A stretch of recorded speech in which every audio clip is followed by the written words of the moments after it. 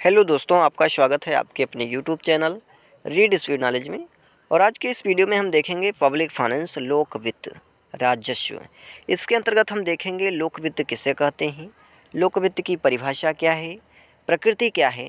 तो चलिए वीडियो शुरू करते हैं। इससे पहले चैनल पर नए हैं तो चैनल को सब्सक्राइब कर लें, बेल आइकन प्रेस कर लें ताकि आने वाले वीडियो की हर एक नोटिफिकेशन सबसे पहले आप तक पहुँचे। तो चलिए वीडियो शुरू करते हैं और सबसे पहले देख लेते हैं लोक वित्त किसे कहते हैं। तो ज्ञान की वह शाखा, लोक वित्त क्या है?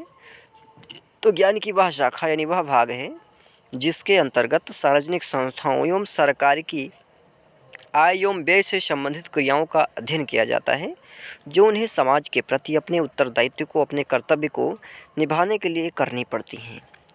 सार्वजनिक संस्थाओं एवं सरकार का आशय केंद्रीय सरकार यानी मोदी सरकार, राज्य सरकारों यानी योगी सरकार एवं स्थानीय सरकारों से ही। अब आगे देख लेते हैं लोक वित्त की परिभाषा क्या है।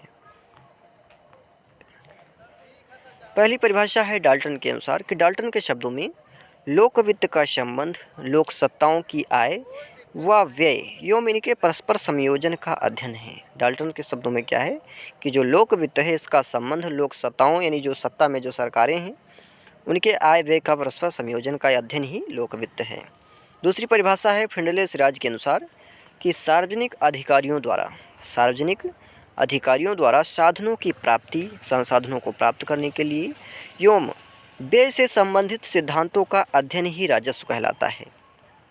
तीसरी परिभाषा है मेहता के शब्दों में कि राजस्व राज्य के मौद्रिक तथा शाख संबंधी साधनों का अध्ययन है। राजस्व क्या है? तो राज्य के मौद्रिक तथा शाख संबंधी साधनों का अध्ययन है। अब आगे देख लेते हैं नेचर ऑफ पब्लिक फाइनेंस, सार्वजनिक वित्त की प्रकृति। किसी विषय की प्रकृति के तहत इस बात का अध्ययन किया जाता है, यानी कोई भी विषय हो, किसी भी विषय की प्रकृति के तहत इस बात का अध्ययन किया जाता है। वो चाहे सोशियोलॉजी हो, इकोनॉमिक्स हो या कोई भी विषय हो, सभी विषयों में यही विधि लगाई जाती है कि किसी भी विषय की प्रकृति के तहत इस बात का अध्ययन किया जाता है कि अमुक विषय विज्ञान है अथवा कला है या फिर दोनों है, कि जिस विषय के बारे में हम पढ़ रहे हैं ये विषय क्या विज्ञान है या कला है या फिर दोनों ही है। तो राजस्व की प्रकृति के संबंध में भी यही प्रश्न उठता है कि राजस्व क्या है, कला है, विज्ञान है या दोनों है। चूँकि राजस्व अर्थशास्त्र का अंग है, जो राजस्व है इसका अध्ययन अर्थशास्त्र के अंतर्गत किया जाता है और अर्थशास्त्र विज्ञान एवं कला दोनों है। इस आधार पर कहा जा सकता है कि राजस्व भी एक कला एवं विज्ञान दोनों है, चूँकि अर्थशास्त्र जो है विज्ञान भी है और कला भी है, इसीलिए इसके आधार पर यह कहा जा सकता है कि जो राजस्व है वह कला और विज्ञान दोनों है।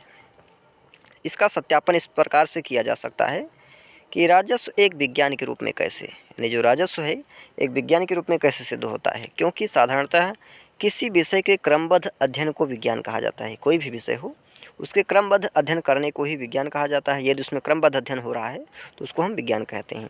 और विज्ञान का आशय विज्ञान के नियमों व सिद्धांतों का समूह से है, यानी जो विज्ञान का आशय है विज्ञान के नियमों व सिद्धांतों के समूह से होता है। और ये नियम व सिद्धांत कारण और परिणाम के संबंध पर आधारित होते हैं। और जो नियम कानून हैं, सिद्धांत हैं, ये किस पर आधारित होते हैं? तो कारण और परिणाम पर आधारित होते हैं। किस कारण से ऐसा हुआ और इसका परिणाम क्या हुआ, ये हमको कौन बताता है? तो विज्ञान बताता है। इन नियमों एवं सिद्धांतों के आधार पर किसी तथ्य का परिणाम मालूम अगर जो हो तो उसके कारणों का पता लगाया जा सकता है। यदि हमको परिणाम मालूम है कि इसका परिणाम क्या हुआ तो उसके कारण को हम जान सकते हैं कि किस कारण से ये परिणाम आया, क्या कारण, क्या घटना घटी तब ये परिणाम हुआ। अर्थात कारण यदि ज्ञात हो तो हम परिणाम मालूम कर सकते हैं, और यदि परिणाम मालूम हो तो उसका कारण भी हम मालूम कर सकते हैं। इस आधार पर निश्चित रूप से ही राजस्व को विज्ञान कहा जा सकता है, क्योंकि राजस्व में सरकार की वित्तीय क्रियाओं एवं उनसे संबंधित विभिन्न पहलुओं का क्रमबद्ध अध्ययन किया जाता है। परंतु ध्यान देने योग्य बात यह है कि लोक वित्त एक स्वतंत्र विज्ञान नहीं है। जो लोक वित्त है यानी राजस्व है, पब्लिक फाइनेंस है, ये क्या है? तो ये स्वतंत्र विज्ञान नहीं है, बल्कि एक आश्रित विज्ञान है। एक क्या है? एक दूसरे विषय पर आश्रित है, क्योंकि राजनीति शास्त्र एवं अर्थशास्त्र में घोर संबंध है और यह उन पर आश्रित है। यानी जो विज्ञान है, राजस्व है, राजनीति और अर्थशास्त्र का घोर संबंध है, और जो राजस्व है इन दोनों विषयों पर डिपेंडेंट है। अब आगे देख लेते हैं राजस्व कला के रूप में कैसे, यानी राजस्व यदि कला है तो कैसे। तो कला शब्द कृत धातु से बना है, यानी जो कला शब्द है किससे बना है, कृत धातु से बना है, जिसका अर्थ है किसी कार्य को उत्तम ढंग से करना, यानी किसी भी कार्य को उत्तम ढंग से करना ही कला है। किन्स के शब्दों में कला एक दिए हुए उद्देश्य की प्राप्ति के लिए नियमों की एक प्रणाली है। प्रोफेसर किन्स के शब्दों में क्या है कि जो कला है एक दिए हुए उद्देश्य की प्राप्ति के लिए नियमों की एक प्रणाली है। कला का कार्य क्या है और क्या होना चाहिए कि खाई को पाटना है, यानी कला का कार्य क्या है और क्या होना चाहिए कि खाई को पाटना ही कला है। किसी आदर्श तक पहुंचने के लिए रास्ता बताने का कार्य ही कला है, बताना ही कार्य क्या है, कला है। राजस्व कला के रूप में उस समय प्रकट होता है जब देश की सरकारें अनेक स्रोतों से आय प्राप्त करके, यानी जब जो देश की सरकारें होती हैं अनेक स्रोतों से, विभिन्न स्रोतों से आय प्राप्त करती हैं, करों के रूप में प्राप्त करती हैं, और उसे किस प्रकार व्यय करे कि समाज को अधिकतम लाभ प्राप्त हो, यह व्यय कला ही निश्चित करता है। यानी जो सरकारें होती हैं विभिन्न प्रकार से आय प्राप्त करती हैं और उसको कैसे वो खर्च करें, कहाँ पर खर्च करें, कहाँ वो पैसा लगाएं जो विभिन्न स्रोतों से वो प्राप्त करती हैं, कि उसका जो है अधिकतम लाभ समाज को हो, यह कौन निश्चय करता है, तो कला ही निश्चय करता है। बजट का स्वयं बनना भी एक कला ही है। हिक्स के अनुसार राजस्व एक कला है क्योंकि इसका संबंध वास्तविक समस्याओं से है।